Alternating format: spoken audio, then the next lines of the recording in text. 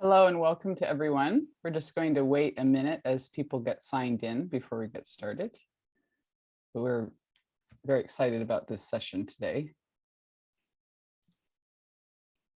As you sign in, I'd like to invite everyone to feel free to share where you're signing in from. It's always a lot of fun to get the messages from people all over the world.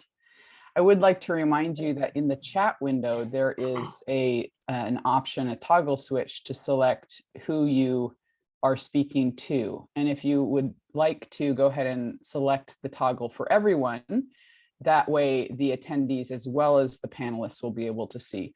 The default on that toggle tends to go just to panelists. And so you want to be sure to select everyone so we can all engage together. So that is for the chat window. I'm already excited to see some of the names flying by in parts of the world.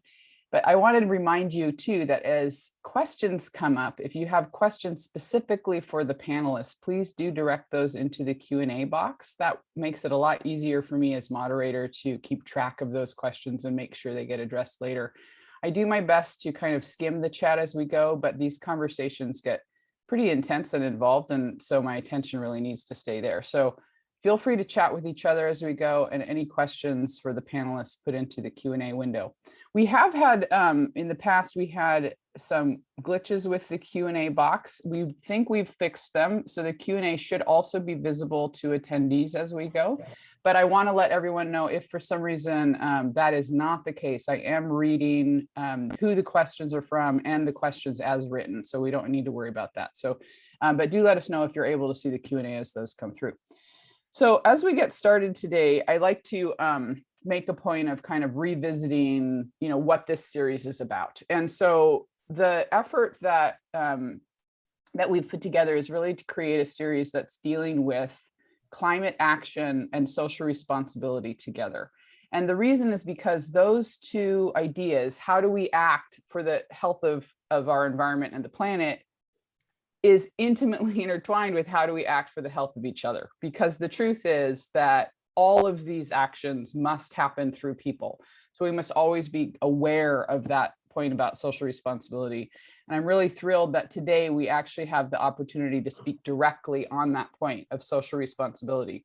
So in talking through the way that we wanted to direct the conversation today, we decided to really focus in on the heart of a conversation that has really been building through our culture very much for the last 2 years. And we're going to focus today really on the question of diversity and how we can build social responsibility with that idea of diversity in mind.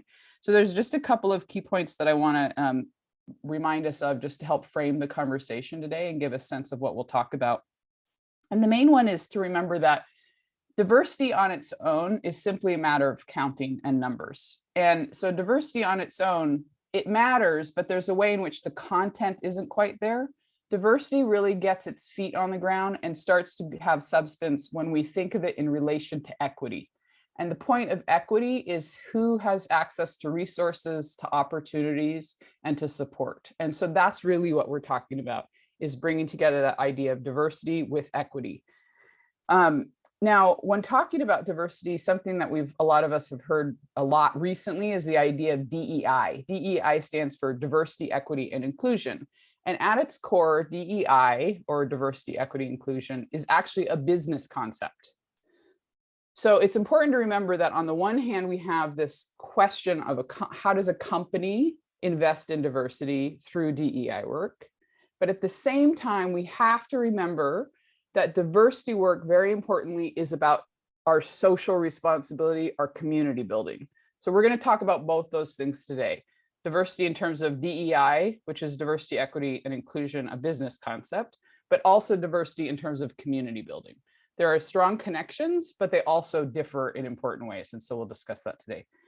And then the other thing I want to make sure we keep in mind, and that's really going to frame the conversation today, is this idea of our social responsibility framework. So when we're talking about how do we act responsibly with each other for the sake of our communities, the first key thing always is how do we center community and community need? That is always the first question, whether it is a business or a community building project.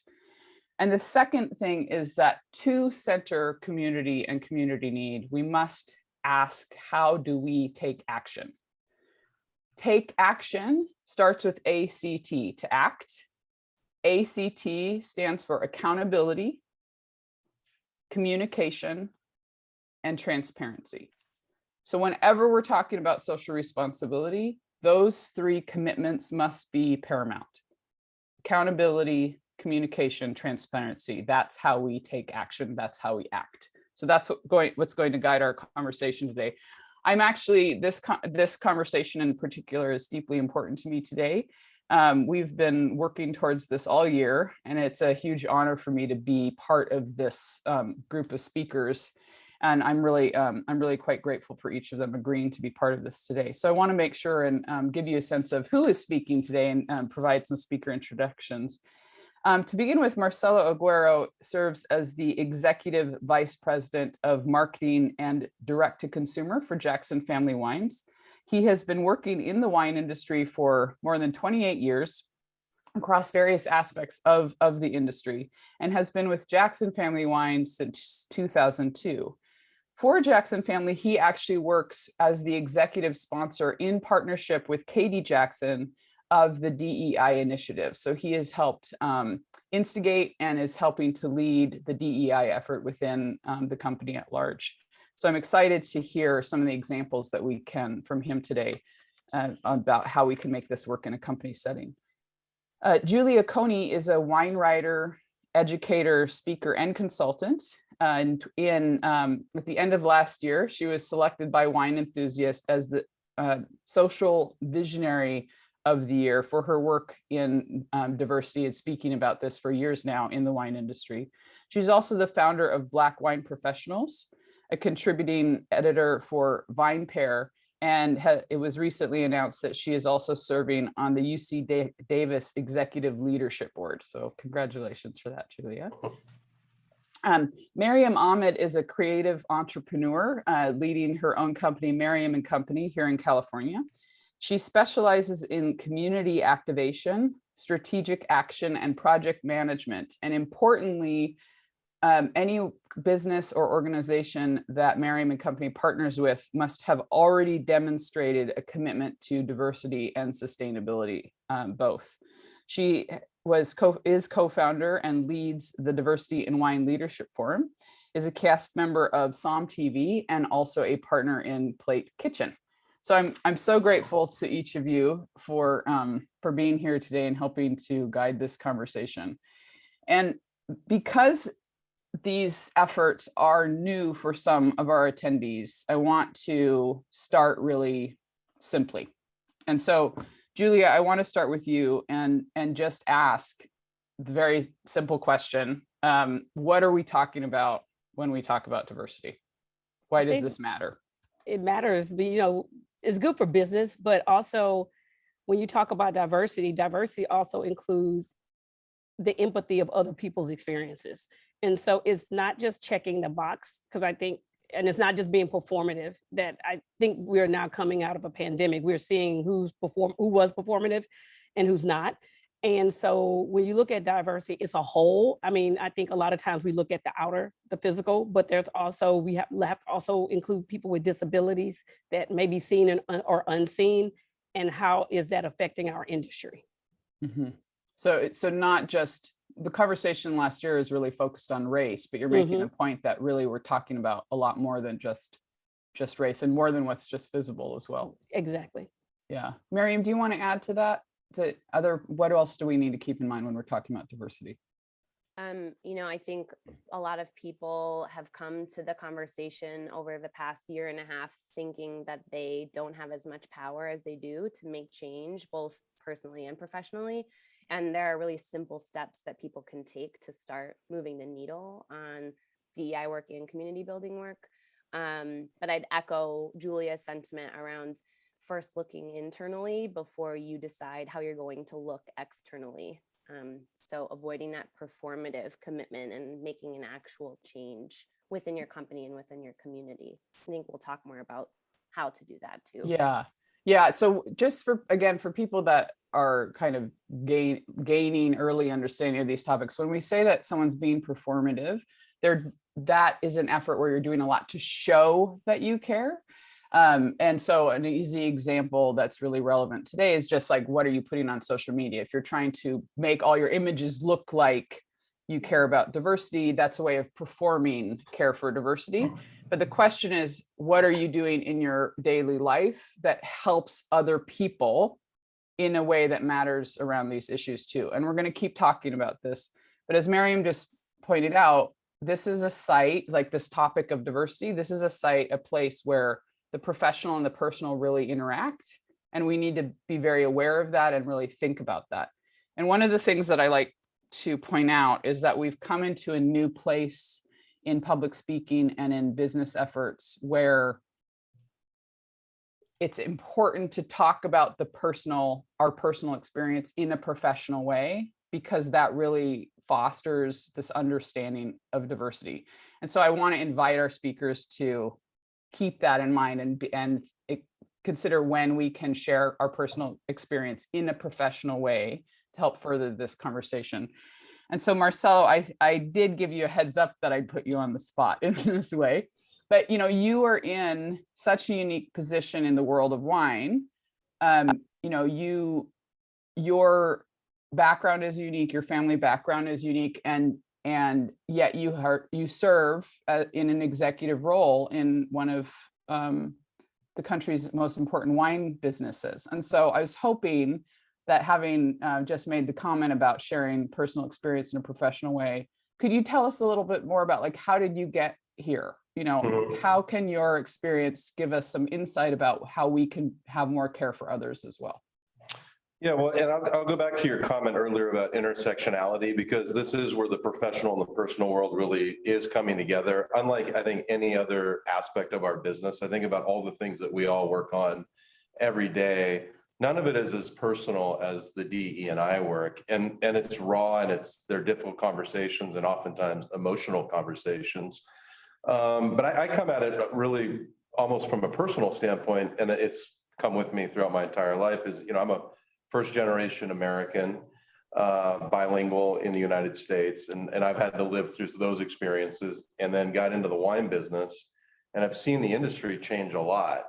But I think what you're describing too, and I think one of the reasons that I think there's been so much social unrest and tension is the word that I've used over the last, we'll call it 2 years, but it's also because the communities that we all live in are changing and our employee bases are changing. And then ultimately you brought up the business case a little bit, which is that, there's a lot of facts that talk about diverse organizations have better results, but it's also just the consumer base for our industry is changing a lot. So I look at that, and that kind of speaks back to that intersectionality that you talked about earlier. And I think about, what's the world that we're living in today and the changes we're seeing, and then what is it, the world that we want to see, in years to come? Because so much of this tension and unrest is long overdue, and I'm wish it had taken place a long time ago, but we're here now, and it seems like we're finally in a spot where everyone's really taking it seriously and moving the ball forward. So, yeah.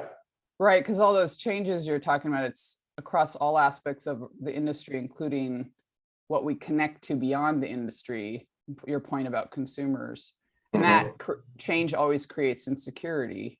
And so we're all having to learn new ways to navigate this. Miriam, building on your comment about the personal and the professional, and listening to what Marcelo just said, can you speak more to that kind? We have to do work when we care about diversity. We actually have to do work not just professionally but also personally. Can you comment on how do we do that? What does that mean? What do we need to keep in mind? I think when you get into DEI work and you have acknowledged there's a change that needs to be made, there's really no splitting hairs over personal or professional. You are on a journey now, and it is going to be part of your daily life and hopefully lifestyle. And so, on a personal level, we can all do more to educate ourselves. And I think so many of us have, by reading books, by having really hopefully important conversations with those around us and gaining new perspectives, or talking through some of the issues that have come up in the past couple of years. But that feeds into, going into the professional, which could mean having the company drive what workshops and learning opportunities are available for people. But also, I think importantly, companies not treating DEI like it's a separate initiative. People need to build company culture and day-to-day operation around equity for this to really take a foothold and to actually work and to get those results that Marcelo, referenced earlier.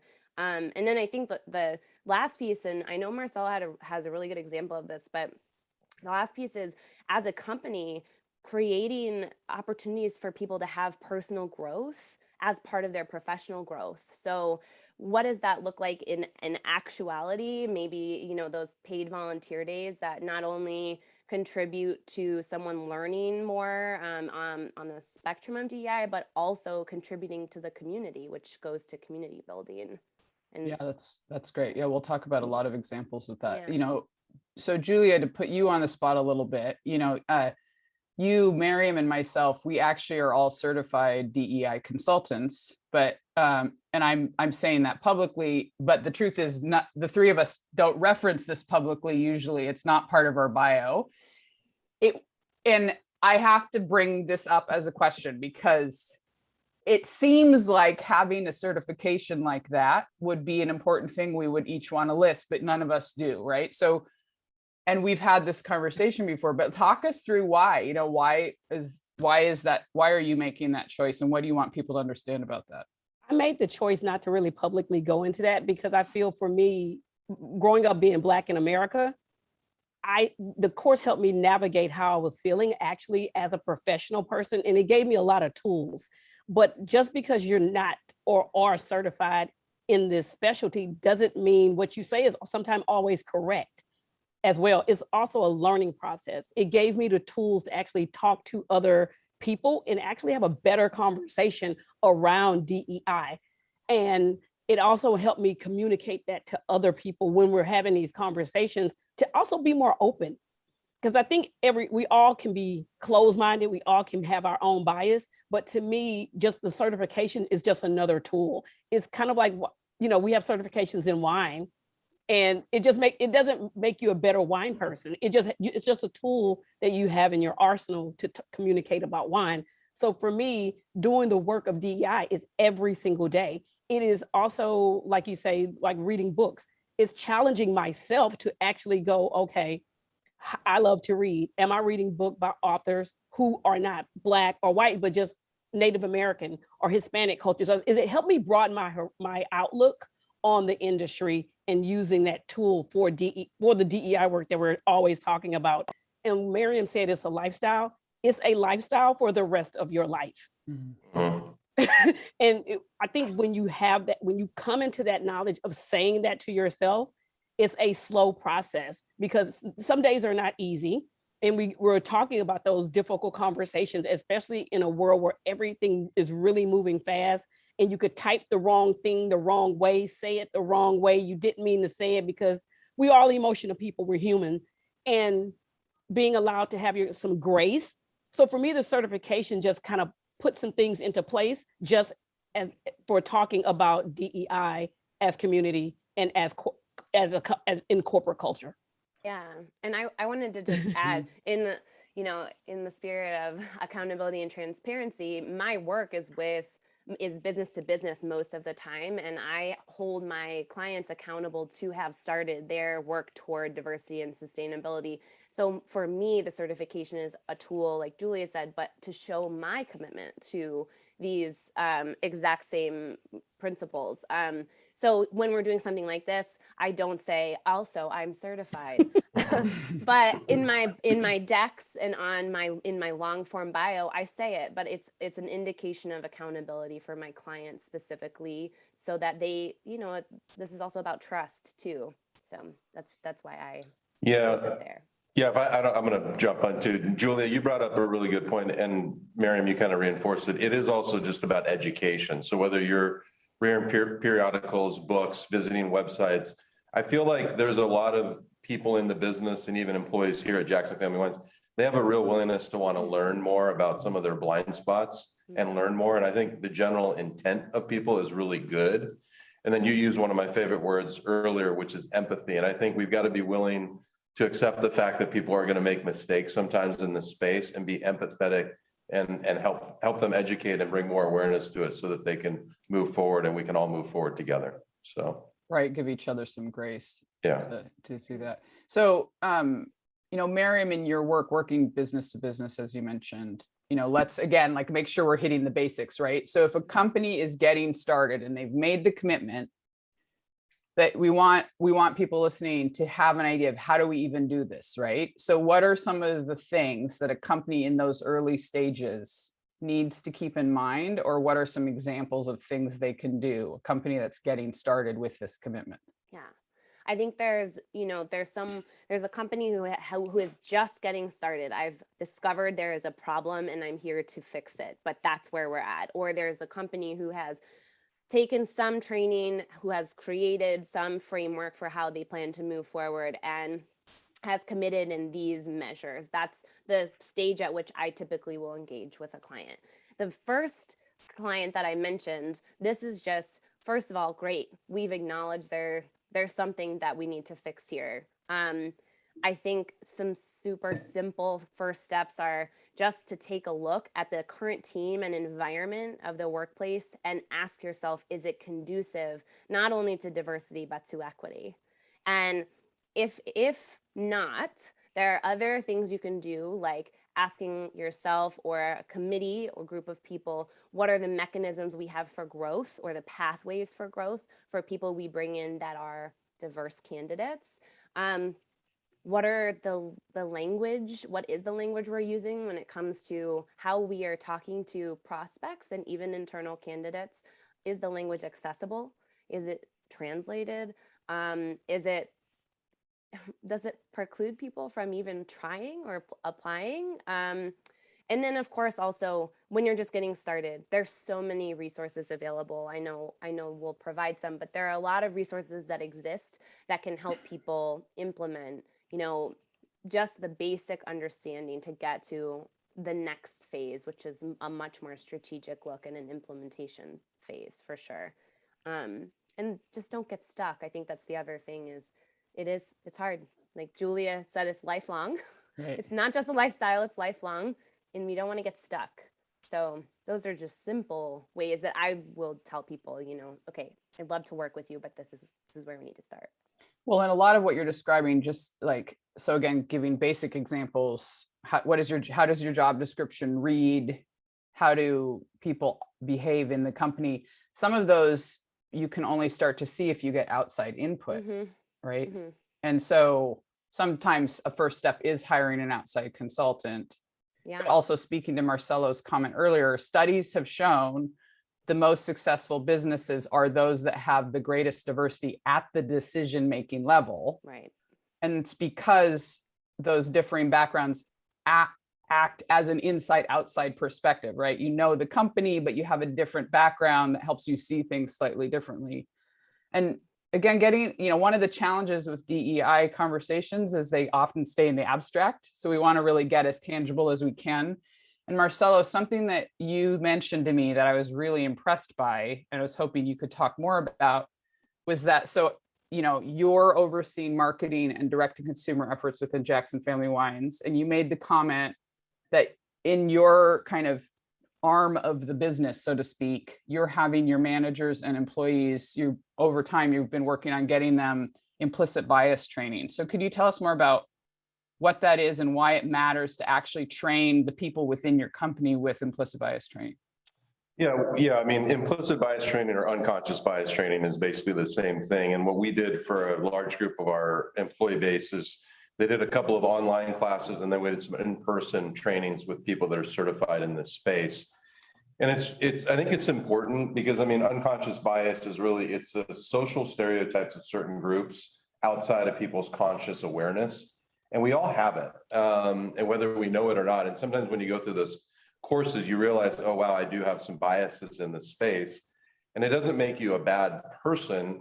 And oftentimes your biases don't align with what you truly believe. That's the other part of it that's really eye-opening. And I've had several managers that went through the course come back to me and say, wow, that was really eye-opening for me. I didn't realize some of the biases that I have. and to look at it. For me, it goes back to what I mentioned earlier. I think doing those type of trainings and educations is about bringing more awareness, which then hopefully leads to intent and action. Mhm. And I think it's really, really important. And I think about it also, it benefits us from a human interaction standpoint, employee to employee or colleague. It also can help us when we're making hiring decisions and our communication style. So I just think it's a really important thing to do. And I love the fact that we've put a lot of people through it at Jackson Family Wines. I think it's really, really an important thing for people to be aware of.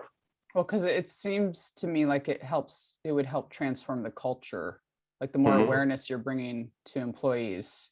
Yeah, more the and it's got culture an needs to shift. and it's got an internal and external benefit. I mean, we see, like, I oversee direct to consumer as well. And we see hundreds of thousands of guests that walk through our door every day to come to our wineries and experience our wines. And we want to make sure that we're interacting with them in the right way and educating our staff that deals with the public every day and make sure that they're aware of some of those biases that may exist and make sure that we're doing the right things to everyone has a really positive experience, and we don't have anything like that. So Something that occurs to me too, so forgive me, I am a recovering philosopher. I used to teach ethics all the time. And so integrity is having your actions in alignment with your choices and your values. So full alignment of values, choices, and actions, that's integrity. And the thing I just caught you saying is that your goal as a business is to raise awareness to lead to intention, which creates action. And in a way that's what we're talking about too, right? Like you're talking about business integrity, making sure that you're approaching the people in front of you with that kind of integrity and awareness.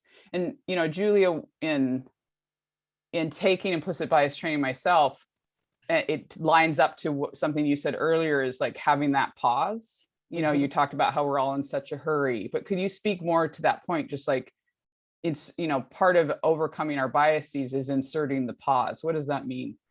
Well, I got to go back to Marcelo when he talked about the tasting room. Mhm. And they took the course. I honestly know it changed the way people saw the guests in the tasting room as just guests, and they're now able to treat them like equals. Like every guest is equal now, because a lot of times that pause, I say, is the pause. Like I've been in tasting rooms, I've been where the pause, they're not expecting me also to, maybe now be the writer, but before be the wine journalist, because I don't look typically like what a journalist, we quote unquote. So the pause is saying, hey, we did this training, and now when I go to see our guests, I'm a different person because now I've gone within. So the pause is actually within all of us to take that moment and go, okay, where am I being biased? Because like he said, we all have it in us. Where am I being biased? And that pause also allows you to have more empathy. And that pause allows that guest to have a better experience, or whoever you're talking with to have a better experience out of conversation. Is that dining? Is that, at the grocery store? It's a pause. That's what we talk about. It's a lifestyle, and you'll find yourself pausing in every aspect of your life. Mm-hmm. It's a way of paying better attention. It sounds like. Yeah. But the other thing that keeps coming to my mind too is so much of what we're talking about is saying we have to accept we have so much more to learn. Yes, we have so much more to learn, and it's not, also the learning is uncomfortable. So you have to get comfortable with being uncomfortable a lot of the time in whatever aspect that may work, when we're talking DEI. And it also goes back to, I don't believe in cancel culture. I personally don't believe in that. And I think we're at that moment, like I said before, someone misspoke. We see it turned around all the time. They could be flustered. A lot of things could happen. And when you take the pause, I think it helps alleviate some of that cancel culture. I think it feels like an important time to get into talking about what we mean by accountability, because I think there's a huge misunderstanding. The truth is, I really firmly believe that the core of this cultural shift we're going through right now are about two things. One, we're all having to learn, what does respect look like? What does it actually mean to actually bring respect to every interaction we have with others? But you can only act with respect if you're also willing to be accountable, as Miriam was mentioning earlier. And so, the truth is, our culturally, we don't know what accountability is yet, you know? And so when we're asking someone to be accountable to their learning or their mistakes or their commitments, we're not saying, or we'll get rid of you, right? But Miriam, talk us through this. Like, what are steps to ensuring we are acting accountable? And what's Yeah. the difference between these two things, cancel culture and accountability? Well, I think, I mean, I understand exactly where Julia's coming from. I think just to shift verbiage, to go from this cancel culture and just shift it to talking about conflict, because that's where we get into cancel culture. And I think one thing we've all really been conditioned to experience is that conflict is the end all be all, and that's it. And so I think the transformative piece here is to understand that the point of identifying the fact that there is a conflict is so that you can resolve it. So the idea of coming to someone or taking the pause, as Julia said, to have a conversation that centers resolution instead of cancellation is really important. And like, we aren't trained to think that way. We're not conditioned to think that way. So just like, again, if you come to it with resolution instead of the idea that cancellation is what's is coming, then you can shift how you approach a mistake you made or someone who has harmed you, and you want to resolve that, you know, in order to move forward. I think that's just such a big piece. Accountability, to reiterate, it's not cancel culture. And, you know, this kind of conversation doesn't just like, we had a conversation and resolution was at the center and everything's great, we're moving forward. But it can mean that, you know, we've agreed to disagree, but we agree that it's resolved. And we're not going to bring this into our future work, which is vulnerable and emotional and personal and professional. And, you know, I think, Elaine, like, we've talked about this, especially in our consulting work, Julia too, but maybe you need someone from the outside to help you center resolution, especially if it's a DEI matter. Yeah, with DEI committees or organizations that I've worked with, I've learned over time, one of the key recommendations is having a facilitator for, especially if there's a conflict that we're trying to resolve, bring in an outside facilitator. But even in the committee meetings, having a facilitator, so you have the leaders of the meeting and they're tracking to make sure the different bullet points or whatever get met. But you need a facilitator who's there just to listen and build conversation, you know.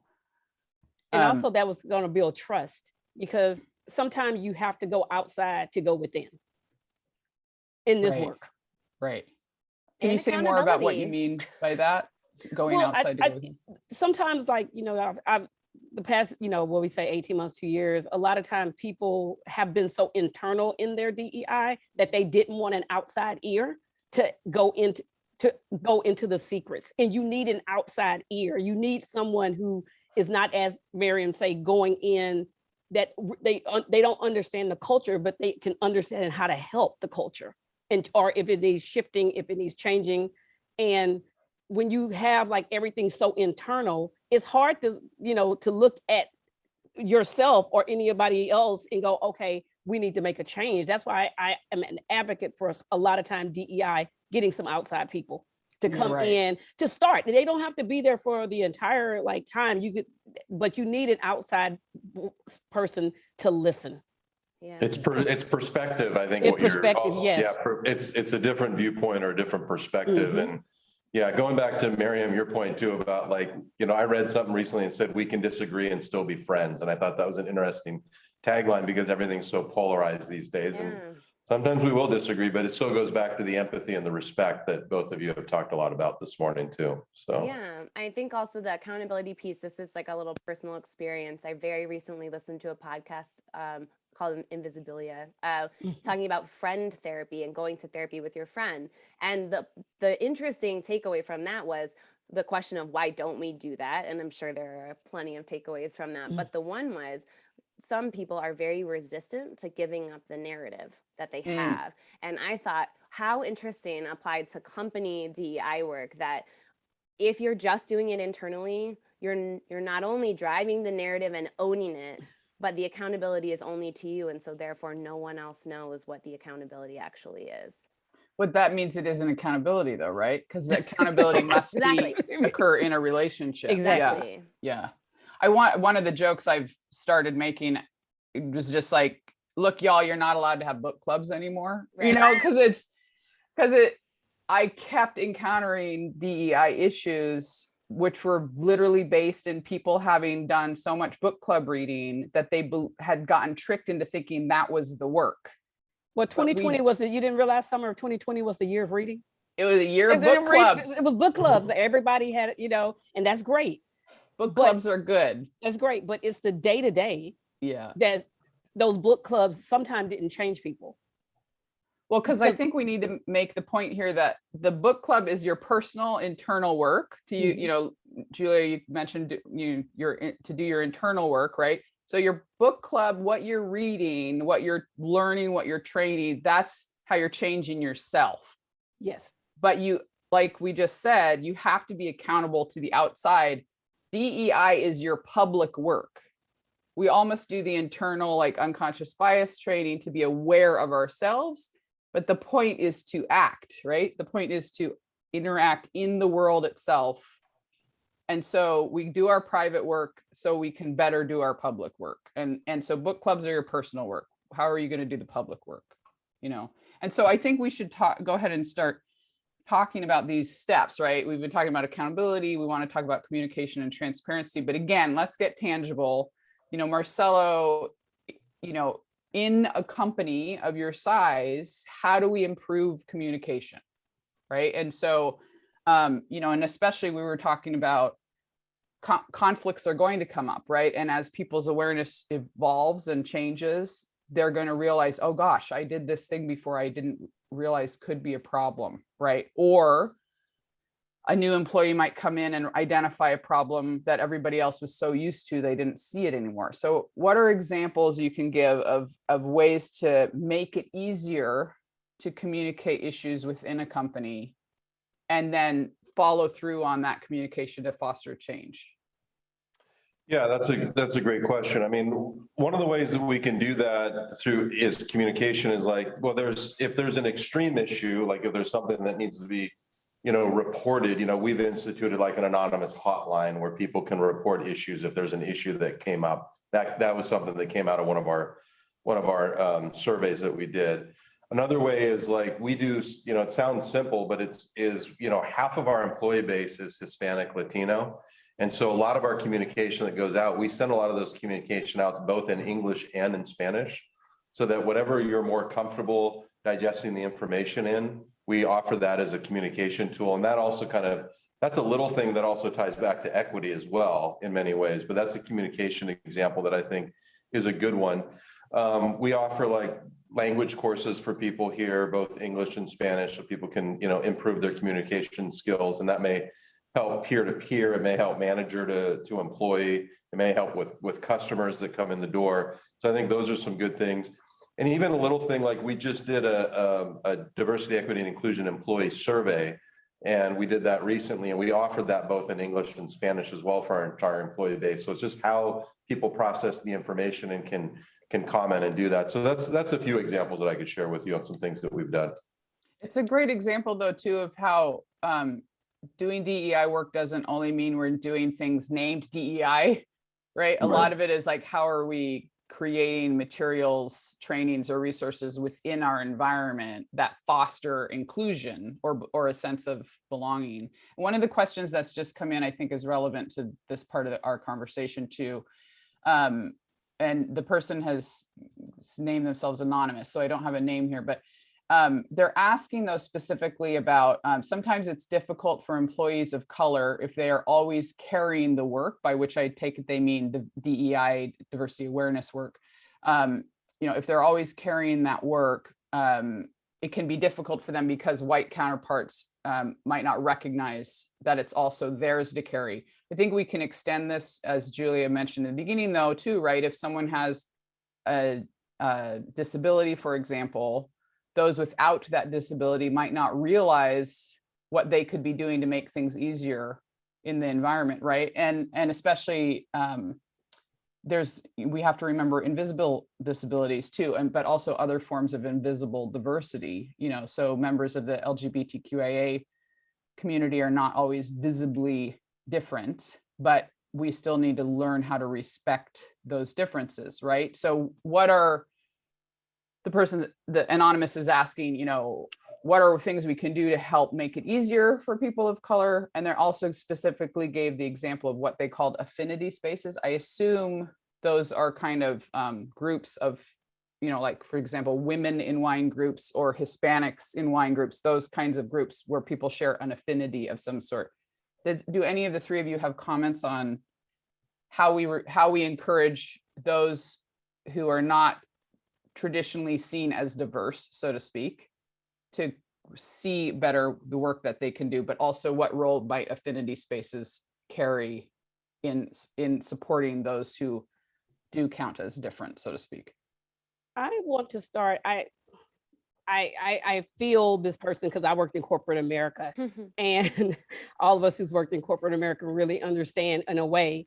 It is, and I have to just put this in so people can see it. If there are 5 white people sitting at a lunch table, no one says anything.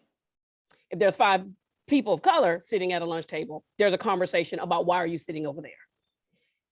And it's not because, and it's almost because there are a lot of spaces where people of color just feel more comfortable with a person of color. And we have to honor that person's experience that had a bad experience sitting at the table that was non-people of color. But they may not go in and tell you that, because a lot of times me as a Black woman, we talk about this for diversity, but if you talk about it all the time and that's an employee, it's heavy. They don't, they want to go to work and they want to work and enjoy their job. But what I found is they are othered because they're sitting together, or they're othered because they're not playing along in the same, company corporate dynamics. And maybe it's like people don't want to play softball, right? Company has softball team and somebody goes, I don't want to play softball. It's not that they're against softball or you, they just don't like softball. But it could come across as they're not like us and we are not like them. And that's very hard in a corporate space, because also too, I think it's like a dance. It goes back to this empathy and grace and understanding. Sometimes what I found, and I will say this, there's a lot of centering with white people around their race to other people, to Black people, to people of color. And that is the bias that they have. And you have to work on that. We all have to work on it. It's really hard. It's really tough because everyone has a different experience with that. And we have to go in open and understand. It goes back to making mistakes. And I would say the anonymous person that asked, if a person at your job comes to you and they want to talk about DEI, I would say you could either politely decline and say, that's not my profession, I don't want to talk about that. But the person who asked, it's their job to now go do that personal work, to go back to create the community of to see why people of color have been talking about race and racism their entire life. Right. Yeah, Julia, you brought up a great point. I mean, I look at it sometimes as there's employment decisions and there's racial reality. Mm-hmm. Like you've been a Black woman your entire life and you will be your entire life. I'm a, Hispanic Latino male. I have been since I was born and I will be till the day I die. Employment decisions, you may change employers, you may go do something else, but what you bring, I call it our personal baggage. And a lot of times baggage has a negative connotation, but I've used that term a lot. We all bring our lived experiences and we all bring that and everything that we've grown up with or dealt with personally. And we bring it with us. It comes with us wherever we go. So yeah, I mean, you can't change that aspect of it, but I agree with you. And I think it's a very difficult and emotional work as well. And there's been so much more light put on it over the last couple of years. And I think it's well-intentioned, but there are people that say it's too much. I've dealt with it my whole life and I don't want to deal with it at work. And that's fair too. So. Yeah, I'd love to jump in too. Yeah, please, I mean, yeah. Marcelo, you just used a really great phrase, well-intentioned. And there's a really big difference between intention and impact. I mean, I think that's just something we can separate for a moment, but just to give some context for that corporate comment Julia was making, I mean, this is like, this question goes to kind of talking about tokenization, and this is of course speaking to visible differences, so people of color, but if your gut instinct as an employer who's trying to make a change or is checking a box, if your gut instinct is to ask the people of color to serve on the DEI committee, you're not only asking them to be people who have lived experience, but you're also asking them to become experts, and you're absolving other people from having to do that. And that's a double negative for people who have already lived through these experiences and may want to contribute, and they should be asked and allowed to do so on different levels. But you're also very much in need of finding out, where does the expertise need to lie, and where as folks who don't have any experience in this can come in and support and learn and be part of these changes. I will also iterate once again, we are segmenting DEI work instead of creating culture that is equitable by even kind of talking through this, which is important to. Well, because I mean, we should also make the point that being a person of color or being a person with a disability or being a member of the LGBTQIA community does not make it you an expert Correct. in diversity issues or how to deal with them. Exactly. I think there's a cultural misperception, that if you count as a member of a diverse group, so to speak, then you are an expert in diversity. That is so not the case. And there's lots of public examples of people who count as diverse, making a disaster of it publicly. So, lots of celebrities that could be named, but we won't. And so you're speaking to your point, where does expertise come from? Since race is an easy example that we keep bringing up, like white people can become experts in this, but as Julia was saying, have an extra level of need to be very careful about what the center focus of the work is, right? Because any of us very easily inadvertently center ourselves. And the point of social responsibility work is to center community and community need, right? So how do I channel my insight, my experience, and my expertise into serving the community need? Those are, that's the point, right? And something, Julia, that you've mentioned, because we want to make sure we address the question of transparency as well. Julia, you've mentioned transparency requires vulnerability. And, Always.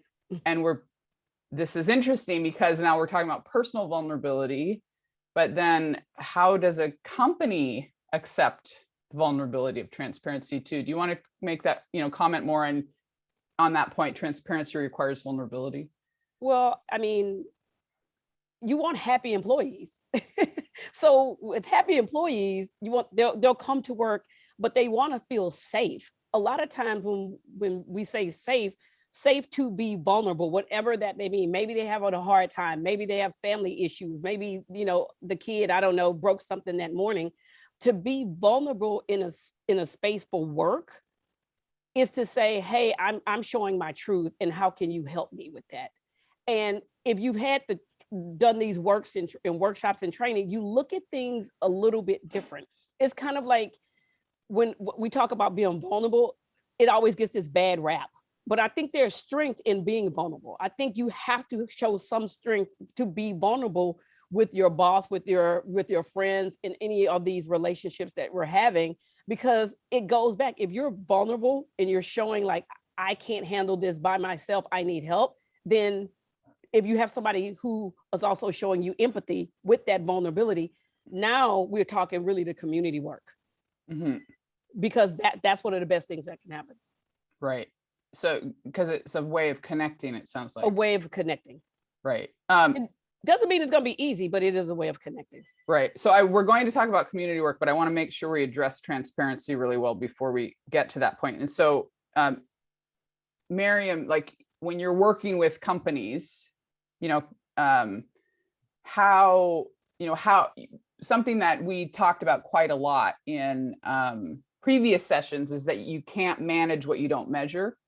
Another way to say that would be you can't transform or change what you don't measure or pay attention to, right? And this, a great example, Marcelo brought up an employee survey.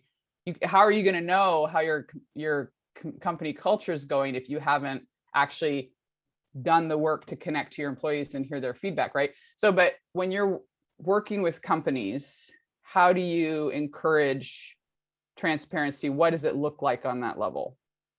So a lot of this work is like specific to community engagement. And like for me, community is either your internal staff or the people you plan to engage in bringing into your company, whether or not that's a new staff member or a contractor or a creator. And of course, it's a lot of focus on diverse contributors. And so it's really important that the space is ready. We've kind of talked about that a lot, but we're not going to bring someone in again to make you look better externally if you don't look good internally, right? That's just period. So I think for transparency, first of all, don't make commitments or statements that private or public that you can't follow through on. And what that follow through does, especially for community building, is lends to trust. But it also, again, goes back to the accountability of this is what our commitment is. And follow through can look like a lot of different things, but being strategic and having something you can go back to and reference as this is what we set out to accomplish, and this is where we're at in comparison to that can be done internally with a lot of work. It can also be done by engaging an outside expert. But the most important piece to that is it just can't be one way. Again, it's the book club mindset of we made this decision and we're just going to do it, but we haven't had conversation, which lent to the strategic piece of this and then the implementation of it. So transparency is what goals are we going to set and how are we going to meet them, and telling the contractors you work with, telling your employees, kind of getting rid of a lot of the hierarchical stuff that keeps us from being able to move the needle. This is great though, too, because it's emphasizing you can't have transparency if you're not communicating the goals and mission and plans, of your company. So transparency is totally tied to communication, but then by communicating those things, that becomes the means to be held accountable and hold yourself accountable. And then again, disclose, how we're addressing any issues that come up. So it's like ACT is an ongoing continuous loop. That's why it's a lifestyle choice, right? For the rest of your lives, you must act. And so Marcelo, again, speaking to this, I think I've been lucky enough to spend a good amount of time talking with you and understanding how you engage with the company and with your employees. And so I think that we should, if you don't mind, I'd like to bring you in again to offer this example. So you and Katie Jackson like co-sponsor from the executive side, the DEI initiative for Jackson Family Wines. But one of the things in building this series of discussion, one of the things that's really impressed me is the level of employee engagement across all of these various initiatives, whether it's water management or carbon action, or regenerative farming. The level of a lot of these initiatives have become real because the employees came up with an idea that worked, and then the executive team was like, "Whoa, that worked, let's implement it," right? And so notice that's an example of change must happen from people must be motivated, right? And so a company leader can't just announce a change. The employees must be engaged to implement the change. So can you talk to us about how do we do that, right? And so your example of as an executive sponsor working with an employee group on the DEI initiative, that's an example. How do we do that? How do we motivate our employees? How do we make it real? Yeah, and I think our commitment, having Katie Jackson as one of our co-sponsors, and she takes the work very, very seriously, speaks volumes, hopefully, to the employee base. If we have an owner that's side by side in this work, and she attends all the trainings, all the meetings, does all the work, and I think it speaks to that.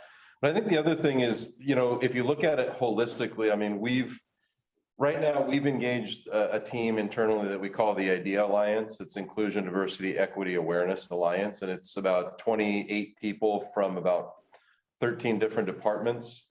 So these are employees within Jackson Family. Within Jackson Family Wines, and they come from different departments and different backgrounds. And we're working with that group, and we're doing more work with them now, which is great as we've gotten further along in the process for us. But they've been kind of step by step doing all the same trainings and all the same educations that the executive team's been doing.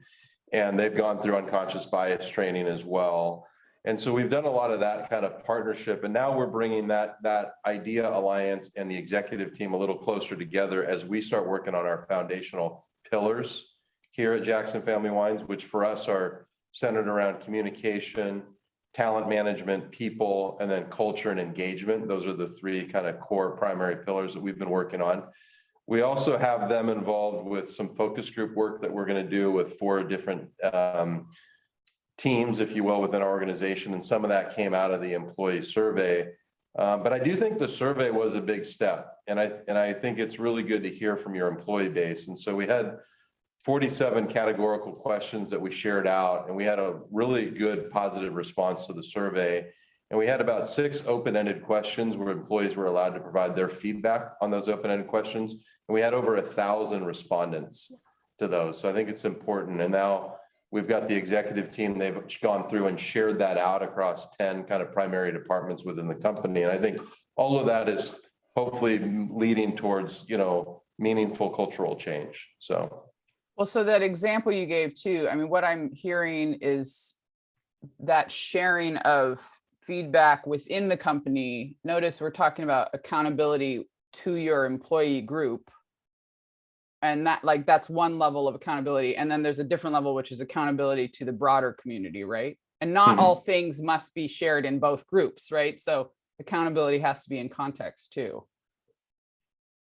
Yeah, and for us, I think we have to get everything in order within our building before we're ready to go, talk about it externally. And I think we've done some really good work in this space. I think we've got some more work we still need to get through before I think you'll see us do anything on the public front. I think we got to make sure that it really becomes part of our culture and our DNA within the building. So, right. Yeah. So Julia, referencing something you brought up earlier, and also making the point, like suddenly there's all these new scholarships, right? Yes. Holy smokes, just boom, there's all these like WSET training scholarships. There's a few for the quartermaster sommeliers as well. And there's a few for some universities and the MW program. So there's been a lot of diversity focused scholarships to help bring more people from various backgrounds into the wine industry. Mm-hmm. How do we make sure they feel supported and welcome? Well, what Marcelo, the word that spoke to me, 2 words, was talent management. When he said that, it just really spoke to me, because as people want to move into the industry and they have these jobs, how are we supporting them in those careers, especially if their careers are off-premise, on-premise, right? If they're in sales, how do we, when they go to taste with stores? And I speak as a person who if anybody know in DC, my boss has canceled sales reps because the day I was supposed to taste, I felt so bad that they didn't want to taste with me. You could tell they didn't want to taste on that day. And that's feeling supported when I tell him what happened, or he made all of us take those same kind of courses, implicit bias training. So also he could see it. So let me pause just to make sure people understand what you just said. You're saying that you have had reps come in who were mistreating you because you were not who they expected to be tasting with. Yes. But your boss told them they're not allowed back. They're not allowed back immediately. Like, it wasn't one of those conversations like back and forth. No, he didn't challenge or question you. No, he believed you. He believed me. And it took even sometimes, like, he could hear in the office, like, well, where he doesn't want to taste with me. And he just comes out and like, you can leave. I mean, immediately. There is no discussion. There's no back and forth. He was like, you don't feel comfortable, then I don't want their wine here. And you have to but when he was saying talent management, it is as these people get these scholarships and they're going into the different places, we're nurturing them. The talent management is taking the time to say, where are their strengths? And then how can we foster their strength to build them up to actually, sell the product or be in the company culture. And then now we have all this great energy in the company and you're retaining people. That is the beauty of what that, to me, the talent management part. I mean, Marcelo. Yeah. Believe your employees, right? Mhm. Listen to your employees, believe your employees. Yeah, and invest in them. I mean, we do a lot of trainings. We launched a whole new internal online library for education outside of just DE&I work. There's some components of that in there, but it's going to be presentation skills, leading meetings, managerial things. I mean, it's that investment that people are looking for so that they know they've got a place that isn't a job, that it really is a career that they can grow and have a future with. And they feel seen and they also feel heard. They feel seen and they feel heard at the same time. Yep. And valued. And valued. Yeah. Yeah. But that really speaks to a point Miriam made too. Marcelo, the examples you gave, there's other kinds of trainings, right? But also earlier, I want to re-emphasize the point that that communications going out within Jackson Family Wines are issued in both Spanish and English. You also mentioned that language trainings offered to employees within the company are you can take Spanish language courses and English language courses, right? So notice the assumption is we must communicate together. The weight is not on one side, it's on both sides, right? So, and it's such a great example of Maryam, of the point that you made that we have to stop thinking of DEI as a separate category of work. It's like, how do we transform the entire culture of a company so that DEI inclusion is the fabric of the company? How do we make people feel welcome, right? And this speaks, I think, to a point that you mentioned earlier too, Maryam, that, Julia was just saying, how do we make people feel welcome? Well, Maryam, how do we support channels for advancement? Yeah, and I think that's really important too. I just wanted to touch on like Marcelo's example. It's not an example of diversity work, it's an example of equity work, because everyone owns responsibility in it and it's accessible both ways. But as far as elevation, I think the crutch that we were leaning on for a long time was, well, I have diverse employees. They are in the tasting room. Let's use a winery as an example. They're in the tasting room. But you made the point earlier, Elaine, that it's really important to have these perspectives at the decision-making level in order to actually see change happen. So we have to make sure that we're not just, again, going back to like performative actions by saying, I'm going to, effectively like create a numbers game out of this. I'm actually going to bring people in and have a plan for elevation. And I think something that Julia pointed out is really important. We don't touch on it that much in this type of speaking and engagement, but the industry and its structure and how we operate in hospitality is changing. And so why not lean into the people who are putting in a ton of work through those scholarships, through their education right now, to understand what they need in order to elevate and to let them help you create pathways, because that is, I think, an area where people are willing to share because they want to build a career in wine. It's just that a career in wine has changed. This is a great point though, too, Julia. Something you talk about a lot is that, and have alluded to multiple times, is like we can all learn from each other, right? So Miriam, I take it, to use our panel as an example, I take it part of your point is saying, well, Marcelo can learn from his employees what will help his employees advance, right? Julia, do you want to comment on that more? No, I'm thinking about what we, discussed in the board for the, UC Davis. And also like part of that is getting people like knowing that, like Miriam said, the industry has changed, hospitality has changed in general. And so showcasing all these vast careers that happen in wine. And I think, there's the consumer facing, of course, and there's the but there's a lot of corporate as well. And we forget corporate structures are still part of the wine industry, which is not a bad thing, but we don't showcase. Let's remember this is a business, it's right? a business, right? It's a wine. Yeah, the wine business. industry is a business. It's a business, and nothing is wrong with that. And so as we have these new people switching careers, maybe you were in marketing, for, I don't know, electronics company, and they're moving into wine. It is a paradigm shift because the language, the culture is just different, but it's also saying that those skills are transferring. I think now as the hospitality industry is changing, we have to look outside that maybe someone hasn't been in our industry as long, but they're actually moving and want to be a part of it. And that goes back to all the things, the learning that is happening at Jackson, where you can take courses. Because after you get the certification, it's like the real work starts. The certification just helps the real work to start. And so for me, when I look at those can happen, because sometimes we're in a culture too of like, oh, everybody can be an entrepreneur and entrepreneurship, but there's nothing wrong with working for a company. And I always say that there's nothing wrong with that. It's just finding that right company fit.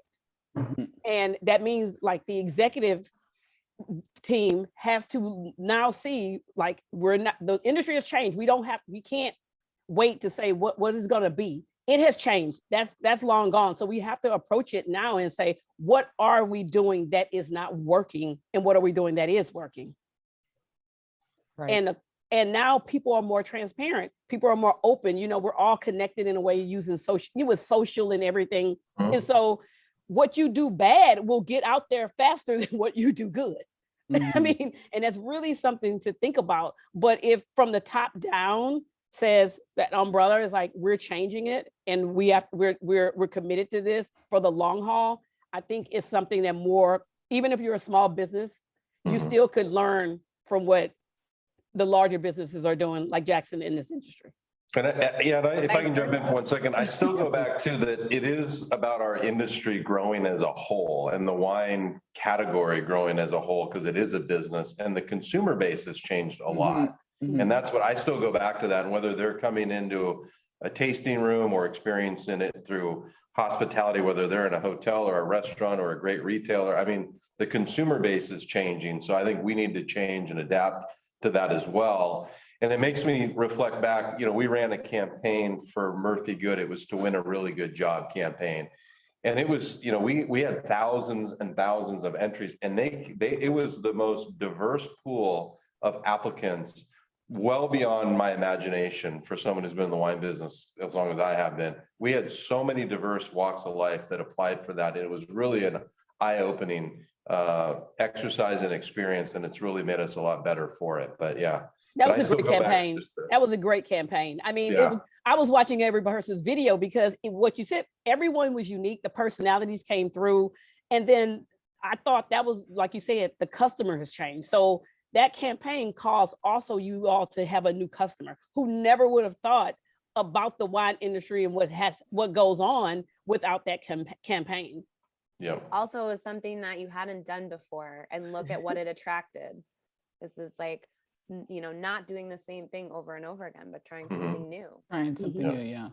So let's make sure we talk about community building, because it does differ, right, from DEI in a corporate context. And I think, Marcelo, it's a great opportunity to ask you, because you have made the point of, we have to get our house in order, right? We want to make sure the culture within the company is in good shape. But at the same time, Jackson Family's had a very long-standing commitment to community-focused work. There's obviously, like, a really easy example to give is, companies or individuals can give money to groups they want to support, right? Like, that's an easy example of supporting community efforts. But when we're talking about community building, we're talking about acting in the community itself to amplify, support, and create efforts that are for the community itself, right? So this is a great example of centering community, means responding to the community's need, not what we think the community should do. But which would be an example, if I walked into a place and said, I think you should do it, I'm going to do that, that's me centering my own perspective. But if my commitment is to community building, then I'm saying I'm going to respond to a community need and what a community says it needs and help build that, right? So that's centering community. But Marcelo, Jackson Family has quite a few different examples of community-based efforts and community responsive efforts. And one of the ones I was hoping you could tell us more about is the volunteer program in the company. Yeah, actually, and let me get to that in 1 second. We also have a really cool thing I'd love to share is we have an internal community, and I hate to go back to our house, but we have this thing called Jfw Cares. And that's where a large percentage of our employee base, the executive team ownership, contribute a certain amount from every one of their paychecks into this fund. And it's there basically to help support our employees if they fall into some kind of hardship, and they can apply for grants and get that money. So it's something that we do internally that helps support and kind of promote our internal community. So I just wanted to share that. But from the external side of things that you're talking about, I mean, obviously we do some work with scholarships like we talked about earlier. We're doing some really good work with Sonoma State and their internship called Inclusive Excellence Program, which is for underrepresented students. But what everybody that we've been working on here for years, and I'm really proud point, is this Rooted for Good initiative that we have, which is basically giving all of our employees a couple of days off a year to go work in their local communities and volunteer and give back. And on an annual basis, Jackson Family Wines does about 6,000 hours a year of volunteer work with our employee base.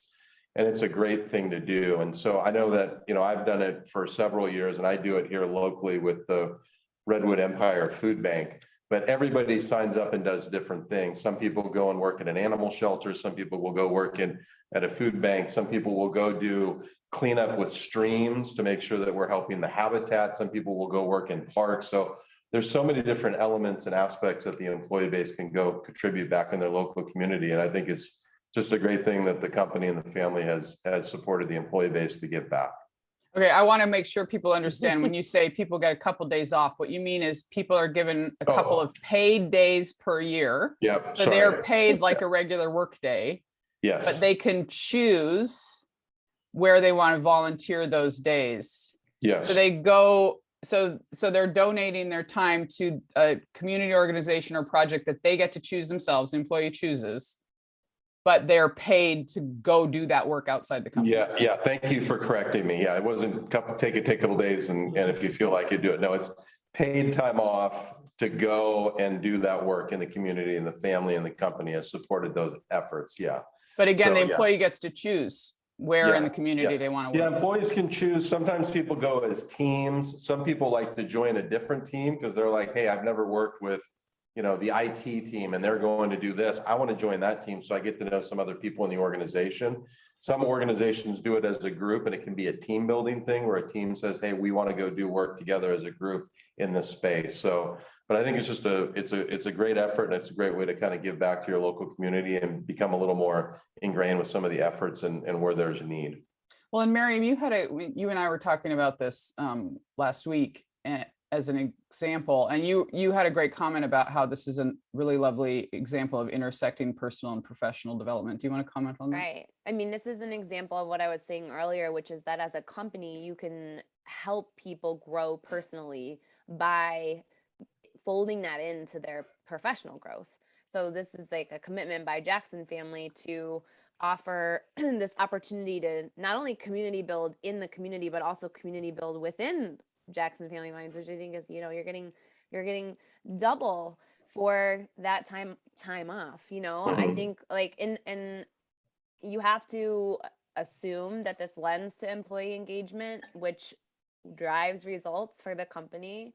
And again, as we said, this is a business, so it is like all a loop. But it is a really good example, I think, specifically of something a company could do or implement pretty seamlessly, and probably creatively if PTO isn't an option. But being able to help people have space to grow personally through something like this on a professional level. Right. And what you're speaking to them, it fosters an environment, like Julia was saying, where someone feels supported and valued. Yeah, they get to choose also the community they're supporting. Right. To, their community.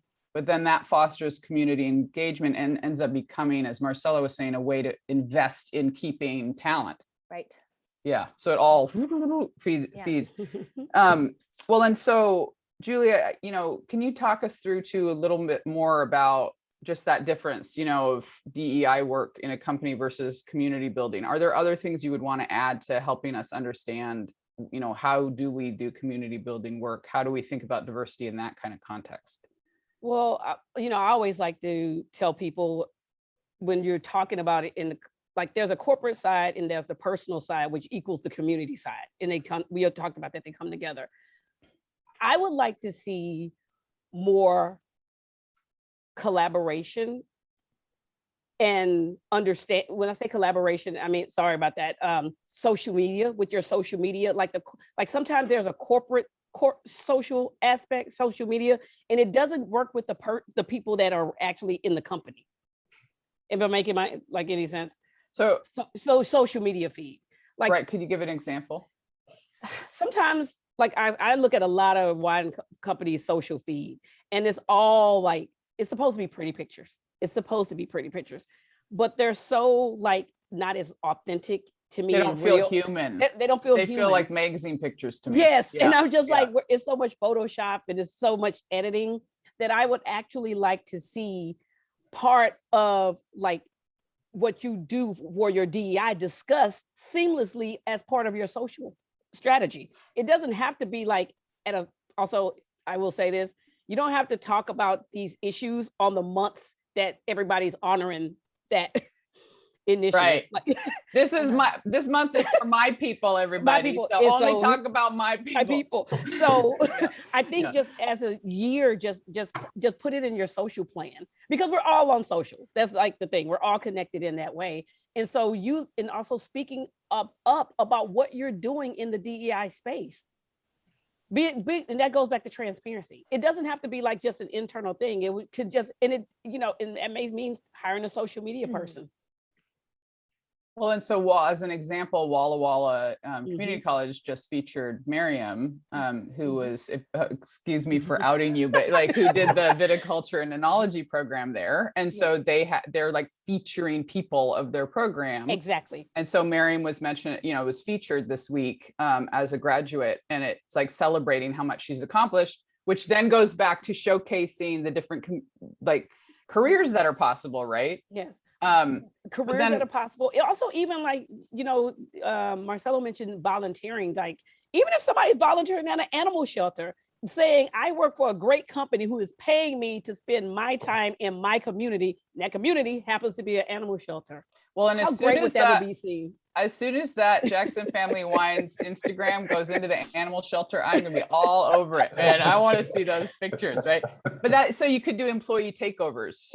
Employee takeovers of an Instagram feed where it's look at what I'm getting to do today. My company is actually sponsoring me to go out and do this community effort, and it feels like real people, right? It feels like real people, yeah. Yeah, and what real people care about. They're picking what to focus on. I mean, who hasn't scrolled through Instagram and looked at animal photos? Oh my God, my Instagram.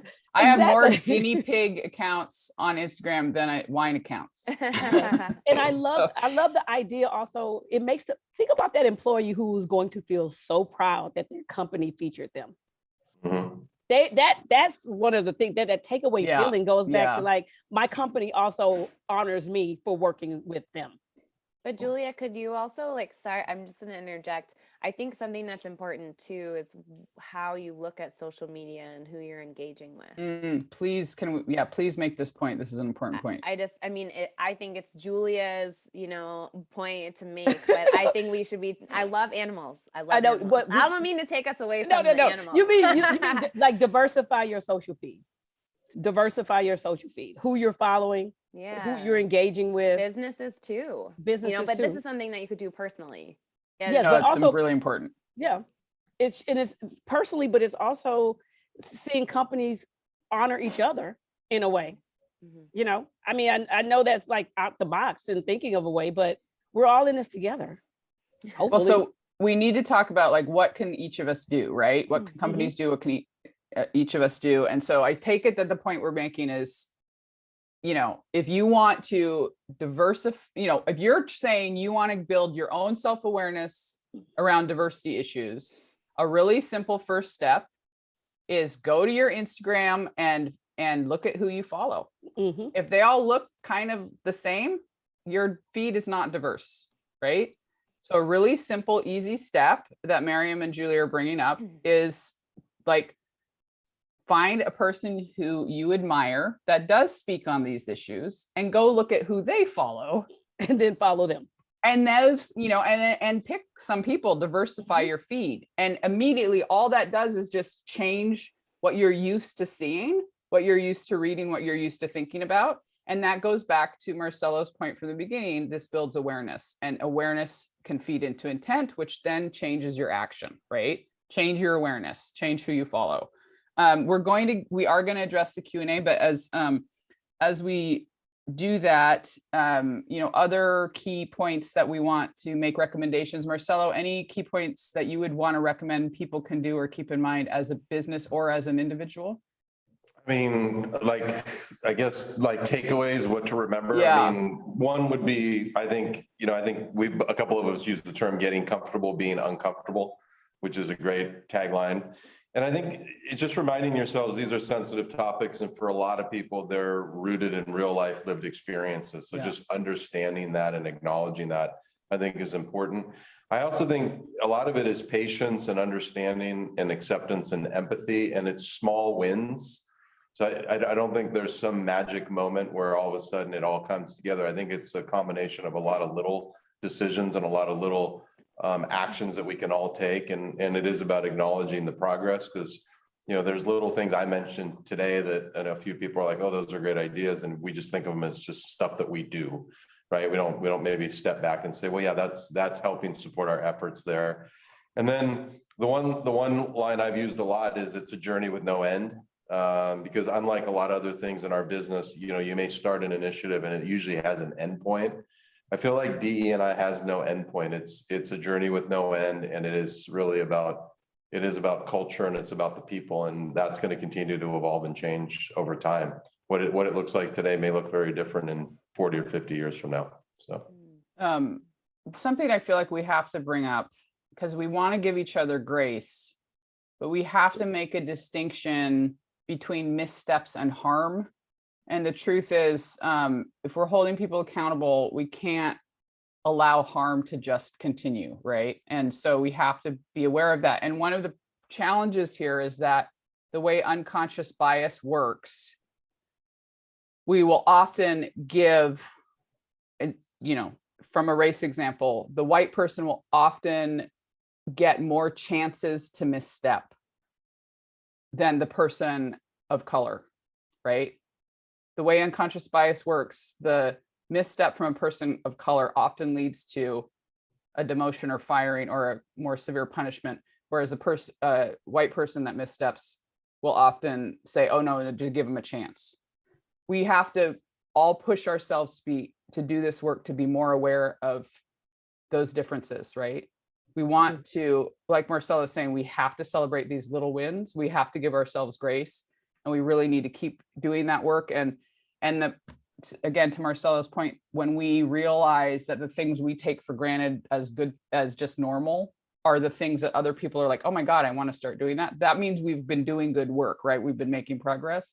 But this is also, to make a very strong point towards the end of the session, this is about people's lives, their livelihood, and their safety. And that has to motivate us to work harder and keep doing this work. So Maryam, are there takeaways or recommendations you have for people that are not as used to doing this work? And because we have to admit, people sometimes freeze because they get scared that they'll get in trouble. If I do something, I'll misstep and then I'll get in trouble. So I just won't do anything. So how do we get over that fear of getting started? Just remember resolution over cancellation as just a through line to your efforts. And, I think for community building, it is hard. This is not some quick solution we have. Community building is trust and time and consistency. And I think keeping in mind that this is going to take us longer than what we are all used to, which is a moment to achieve, right? I love Julia's suggestion. I think for me, I'm a really big advocate of connection, and I love social media, but I am not great with remembering like a handle and a name at the same time. And so I would even just encourage people to have a conversation. This kind of goes back to the very beginning where we said, look at your workplace or the team. Are we ready for are we like a conducive environment for diversity and equity? And I think like on a personal level, what are the conversations you've had in the past couple of years, and how can you diversify the conversation you've been having? So have a conversation with someone new. Simply put, having a conversation about these kinds of things is also doing the work. Right. Well, be careful that you're not asking them to do the work for you. Yeah. Right. I mean, Yeah. I hope that's clear. Clearly. Yeah. I Yeah. hope that's clear by Yeah. now. But yeah, introduce yourself and you know, I think just work toward an authentic connection, I think Yeah, would be great. what I'm saying. Yeah. Yeah, I know, that's great. And it goes back to what we've been saying with listening and pause and Yeah. And so, oh, go ahead. I would just add one thing, like you can take, there are a lot of workshops, there are a lot of resources you can take, you can train yourself. There are also a lot of opportunities for subsidizing. So if you need support in that education, I do know there's opportunity for that. And if the behind the scenes team could share some of the links that we've gathered, there are different types of training. For example, of course, we've been talking about unconscious or implicit bias training. There's often also active bystander training is a really powerful resource to go through for people. There's also for businesses that are looking for resources, Miriam's Diversity and Wine Leadership Forum is also a centralized resource that lists different organizations focused on diversity and equity in the wine business. Black Wine Professionals, which Julia founded and leads, is of course one example of that. But Diversity and Wine Leadership Forum brings together others of this sort that are doing different types of work around these issues. But I'd like to mention, it's a good time to bring in Nick's question from the Q&A. So Nick asks, can we talk about cancellation versus consequences? So this goes back to the accountability question and versus cancel culture. So can we talk about cancellation versus consequences? I think there is an idea that if consumers or even employees pull back what resources they have from someone who has done something or said something harmful, then this is cancellation. So an example would be how we're spending our money, right? If we stop spending with a company, Nick is saying there's a misunderstanding that that's cancellation. But this could be an intentional pullback of one's power or resources to avoid empowering harm, which we just mentioned too, right? So if we don't want to empower harmful words, policies, actions, et cetera, we shift where we spend our time or what we spend our money on. And so Nick's asking, do we want to add any additional thoughts to this at this point? I think we've been talking about it quite a bit, but anything else that we want to build on for that? Can I take a stab from the consumer side of things? Mm-hmm. Just an example that actually is more on the sustainability piece. Certifications are challenging and complicated, but they are a consumer indicator that someone has committed to something. And the more we have available on the shelves or for purchase that are in like the social impact or environmental category, the more we're pushing the entire industry to get there. Right. So we are, you know, I just want to use that as an example that hopefully, you know, as we are, the current consequence is that we're putting our money toward people who know and who are already doing the work. We're not canceling you, but could you get there?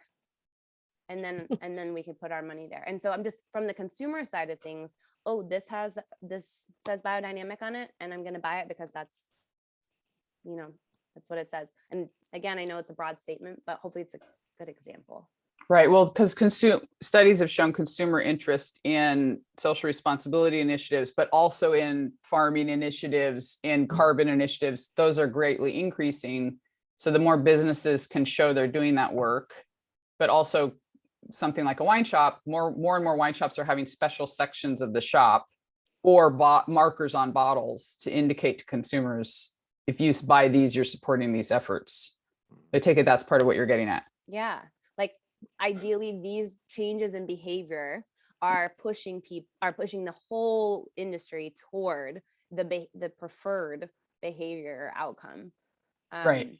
Right. So as we see spending increase on these initiatives, it's actually encouraging more of the industry to join in. Right. And again, like consumers too. So Right. I love Nick's question. I just wanted to come at it from the person who's standing in front of a shelf. This is like, how do we get more people participating in these initiatives? By supporting the people already participating in the initiative. Right. Marcelo or Julia, any further comments on that question? I'm going to bring it into another realm of a different industry. I'm going to bring it into the beauty industry. When the 15% challenge happened by Aurora, who runs Brother Belly Shoes for Sephora, Sephora saw a huge boom in new consumers now purchasing Black-owned products. And that boom has not gone away.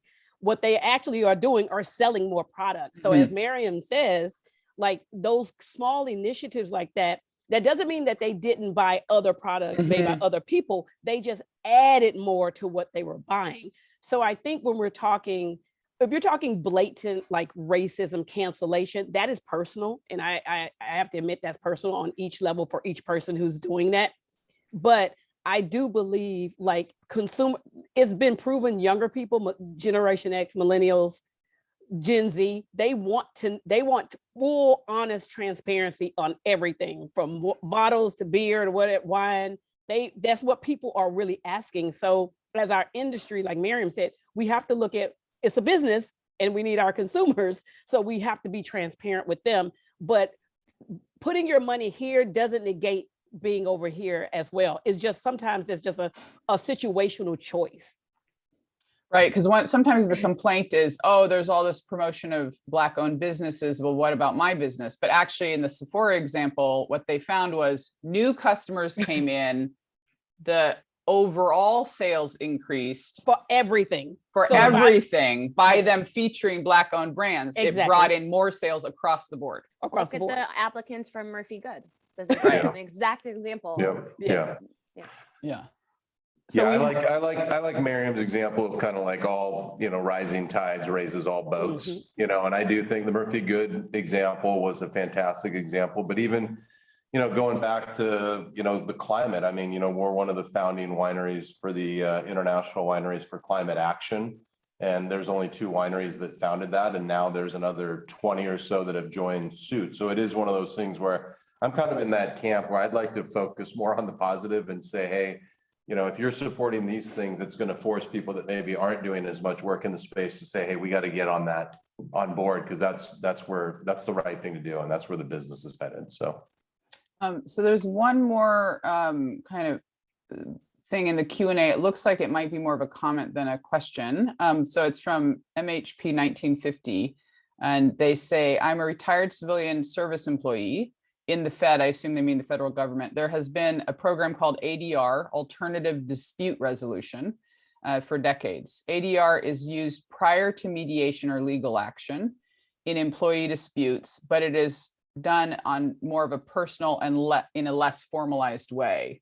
And they're saying that they believe private companies have started to use this sort of methodology as well, and that it is especially helpful when there are cases of equal employment opportunity complaints happening. And so I take it this is a great example of, this is one form of addressing DEI complaints or finding resolution, like Miriam was talking about, conflicts being brought up to find resolution rather than just cancellation.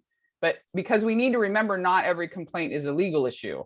A lot of DEI complaints are not legal complaints, but they still must be respected and addressed respectfully, right? But I feel like, I just want to say this about the comment. I think when you're at the point where you need ADR, then before someone wasn't really listening. Right, yeah.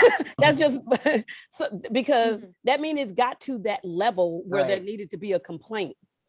So then it goes back to what is the culture of that company that it had to lead to that. Was there trainings? Were there, was it from the top down, bottom up? Like how did it get so bad that is now like that you need that? Right. That's what I think when I see the ADR, like that comment is like, it really must be really bad because this person is now doing this comment, instead of saying, maybe we had a bad apple a couple of years ago and we should have gotten rid of that bad apple, but we kept letting that bad apple exist in our company. And now we're at this level, we need this. No, it's a good point that like a lot of the conversation we're having today, we're trying to suss out all the things that proactively keep us from getting to where we need an outside mediator, right? Yes. Yeah. So no, that's a really good point. But then still, if things get so, because again, we're talking about the difference between missteps versus harm. Those are very different levels of problem. Yeah. So, Julie, I'd love to close with you. Any final recommendations that you have for people, things people can be aware of or things people can do?